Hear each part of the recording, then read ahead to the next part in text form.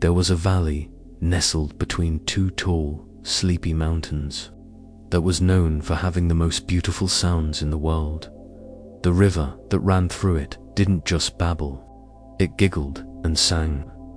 The wind that whistled through the pine trees didn't just howl, it hummed and told ancient stories.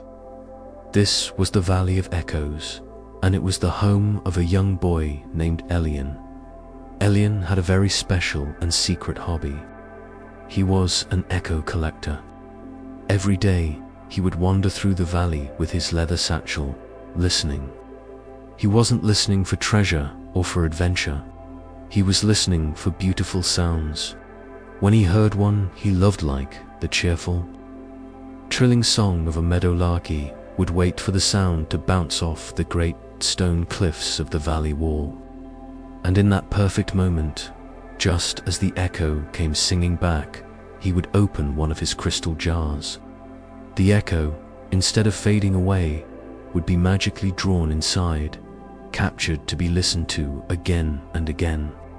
Elian loved his collection. It was a library of all the valley's happiest and most beautiful moments. He was a quiet, gentle guardian of the valley's music, and his heart was as full as his satchel of jars. Elian lived in a small, cozy cottage with a roof of living moss. Inside, the shelves were not filled with books, but with his collection of echo jars. It was a breathtaking sight. Dozens of crystal jars of all shapes and sizes lined the walls, each one containing a different, captured sound, each one glowing with its own unique, colored light. He had a tall, thin jar that held the sharp, happy chirp of a cricket, and it glowed with a quick, flashing green light. He had a wide, round jar that held the sound of a summer thunderstorm, and it swirled with slow, deep purples and flashes of silver. His favorite jar held the sound of his mother's laughter, and it glowed with a warm, steady, and brilliant golden light that made the whole room feel safe and happy. He even had jars for sad sounds, because he believed that all sounds were beautiful and deserved to be remembered. One small, tear-shaped jar held the lonely howl of a wolf from a distant winter's night, and it swirled with a slow, melancholy blue. Every evening, Elian would sit in his room and he would listen. He would uncork one of the jars just a little, and the beautiful, captured sound would drift out, filling the room with its memory before he carefully sealed it again. His room was a library of sounds, a museum of moments, and he was its happy, dedicated curator. One afternoon, as Elian was out near the river trying to capture the sound of a particularly happy frog, a new sound echoed through the valley. It was a sound unlike any he had ever heard before. It was not a happy sound or a scary sound, but a sound of immense and profound sadness. It was a deep, low, rumbling groan that seemed to come from the very top of the highest mountain. The sound was so heavy with sorrow that it seemed to shake the very air. The happy birds in the trees fell silent. The giggling river seemed to quiet its song. Even the echoes themselves seemed to be afraid. The frog's happy croak, which had been bouncing beautifully off the cliffs, suddenly died away, and no echo returned at all. The valley, for the first time in its long, happy life, fell completely silent. All the beautiful sounds, all the music that Elian loved, seemed to have hidden away in fear of this great new sadness. Elian stood by the now silent river, his empty jar in his hand, a feeling of deep unease settling in his heart. He looked up towards the mountain peak. A large, new shadow was falling over the valley, a shadow that had not been there that morning. Something had come to his valley, and it had brought with it a silence that was heavier than any stone. Elian knew he had to see what was making such a sad sound. He put his empty jar back in his satchel and began to climb the winding path up the side of the valley. The higher he climbed, the heavier the feeling of sadness became. When he finally reached a high lookout point, he saw it, and his breath caught in his throat. Sitting on a massive, flat ledge near the mountain's peak was a giant. He was immense, a creature made of the very earth itself. His skin was like craggy rock, and patches of soft, green moss grew on his great, sloping shoulders. His long, slow-moving arms looked like the branches of ancient, weathered trees. He was not a monster. He was simply a giant, and he was the saddest creature Elian had ever seen. He was sitting with his great, rocky back slumped, his huge head bowed, and his eyes, which were like too deep, still pools of water, were staring down at the valley with an expression of overwhelming loneliness.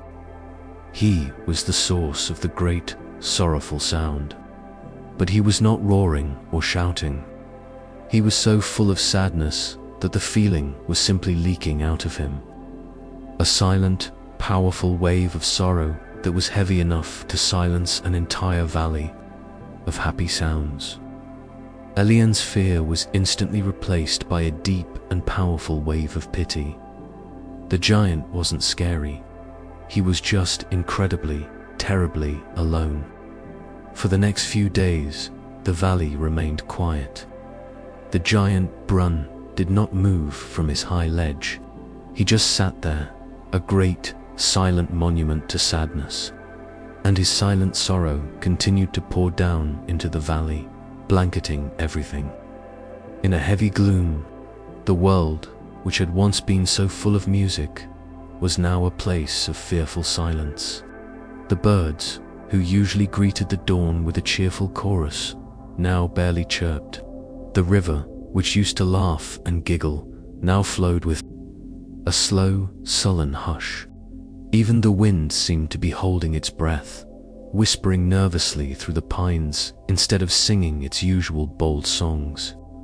Elian's echo jars felt the change, too. When he would look at his shelves, the beautiful, swirling lights within, the jars were dimmer. The happy, golden laughter echoes had faded to a pale yellow, and the vibrant green birdsong echoes were now a dull, washed-out lime.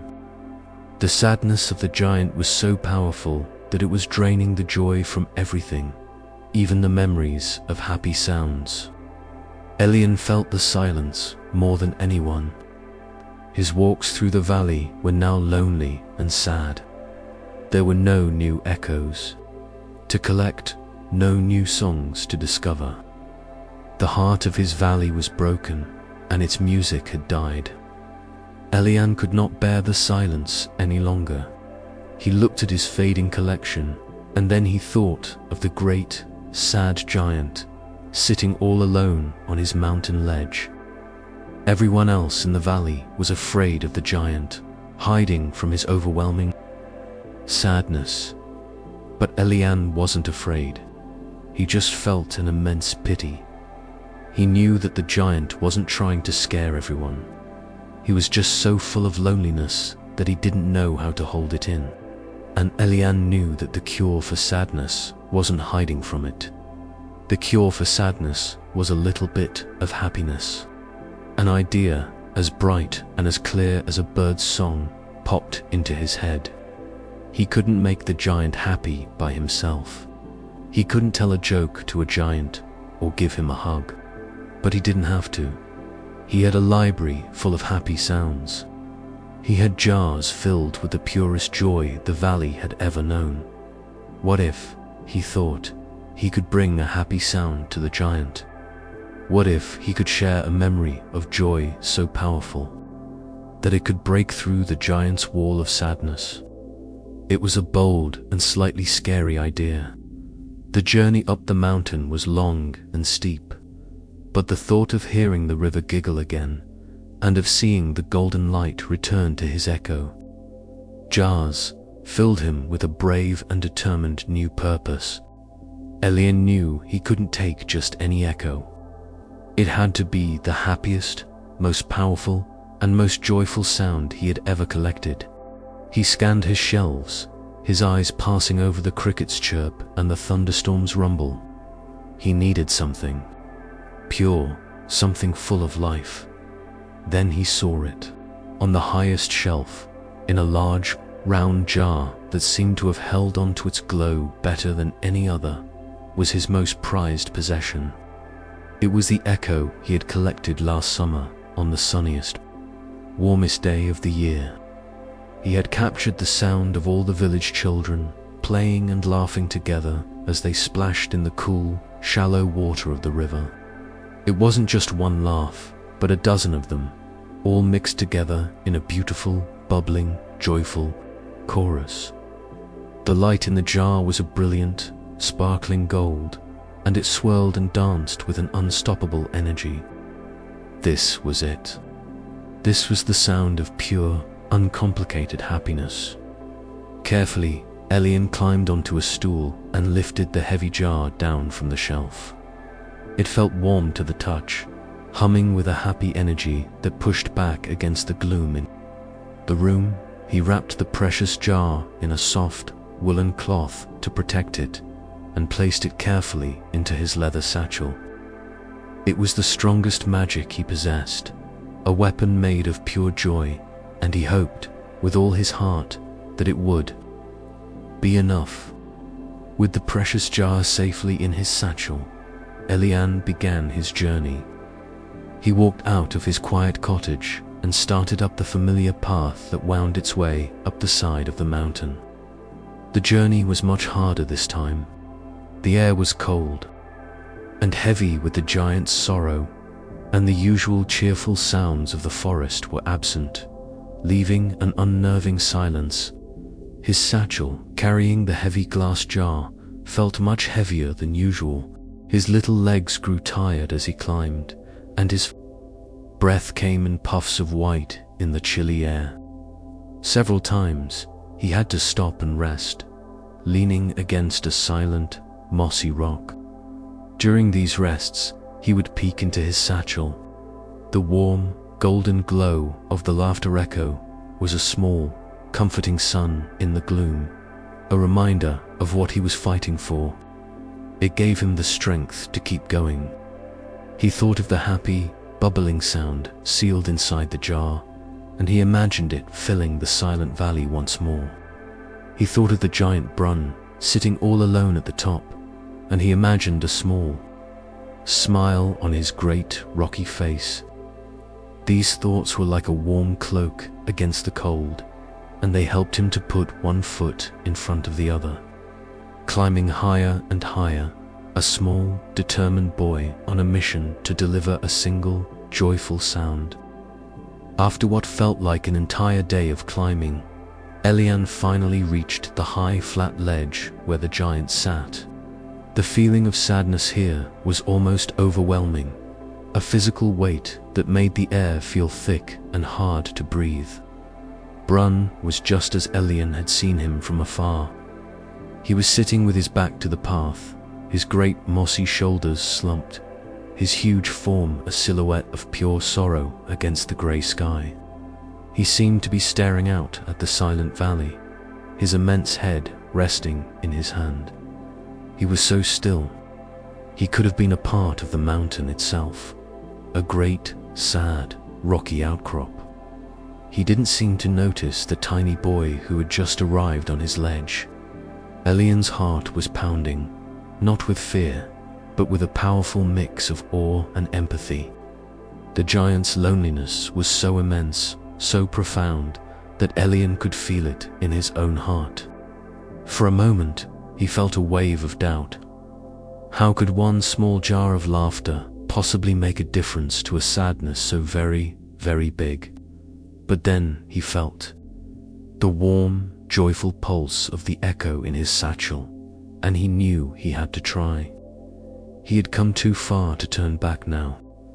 Elian took a slow, deep breath to steady himself. He knew that any loud sound might startle the giant and make things worse. He had to do this gently. He walked forward, his small, soft boots making no sound on the rocky ledge until he was standing a few feet behind the giant's immense, seated form. Brunn still had not moved.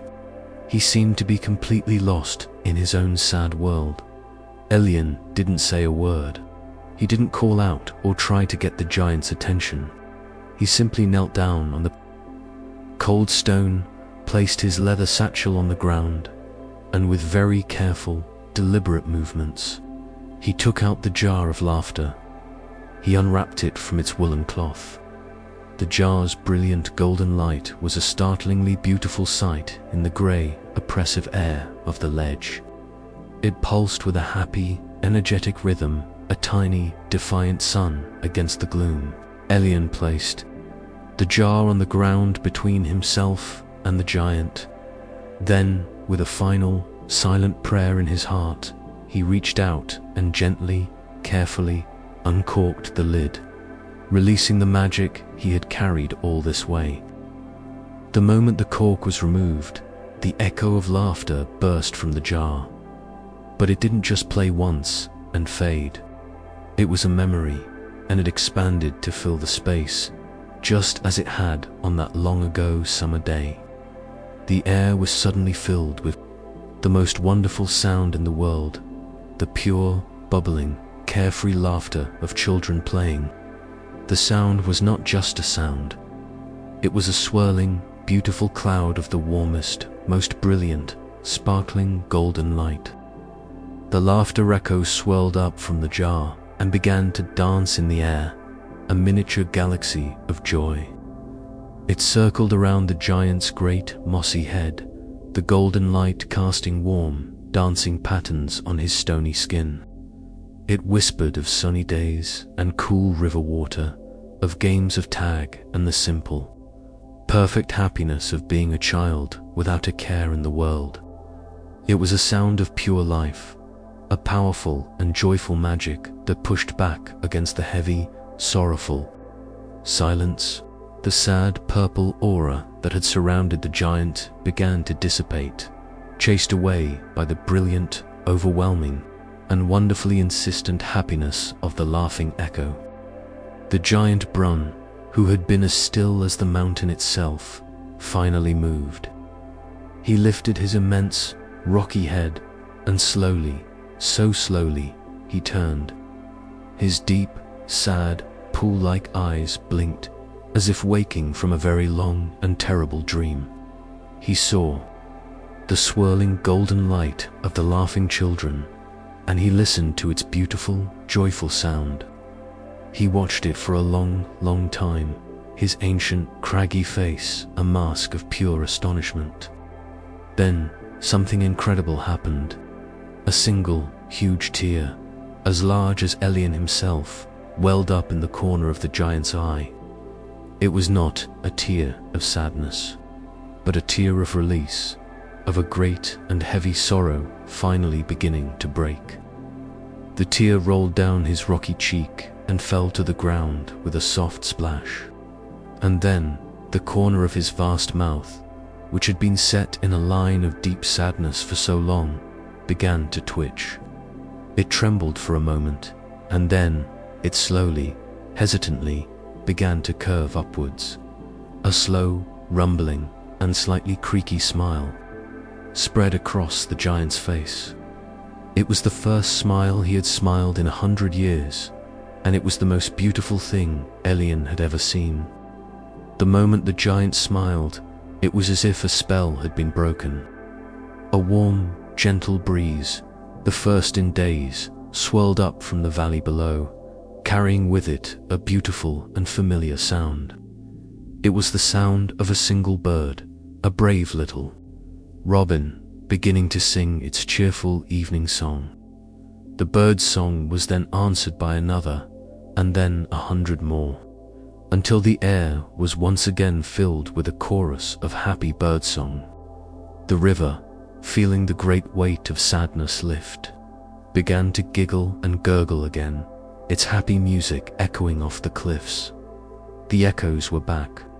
The sun, which had been hiding behind a thick blanket of grey clouds, finally broke through, sending a wave of warm, golden evening light across the entire valley, chasing away the last of the gloomy shadows.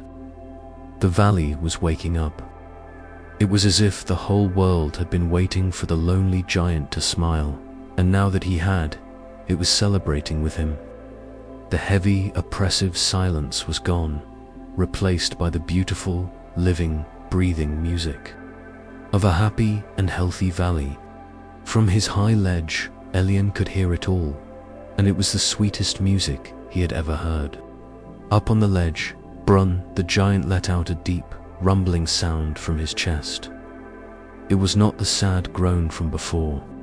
This was a low, gentle, and happy sound, like the sound of the earth itself chuckling. The golden echo of laughter, its work, now done, swelled one last time and then flowed gently back into Elian's waiting crystal jar.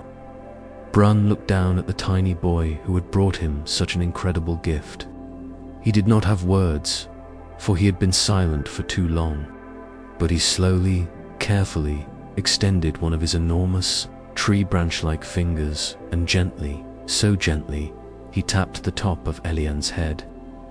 It was a gesture of profound and deep gratitude, a silent thank you that Elian understood completely. Elian smiled back, his own heart overflowing with a joy so big it felt like it might burst.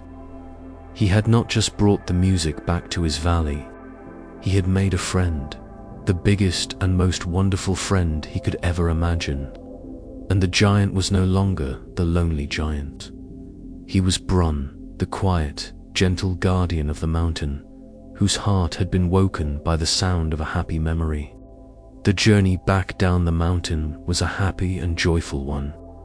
Elian's feet felt as light as air, and his heart felt as bright as the evening sun. The valley was alive with music all around him. When he returned to his cozy cottage, he carefully placed the jar of laughter back on its high shelf. It seemed to glow even more brightly than before. Then, he took out the jar he had carried with him, the one that had been empty, but it was not empty anymore. He looked inside, and his eyes widened with wonder. It was filled with a brand new echo. It was the echo of the giant's first happy chuckle. The light within the jar was a beautiful, warm, golden brown color, like rich earth warmed by the sun, and it swirled with a slow, deep, and incredibly peaceful rhythm.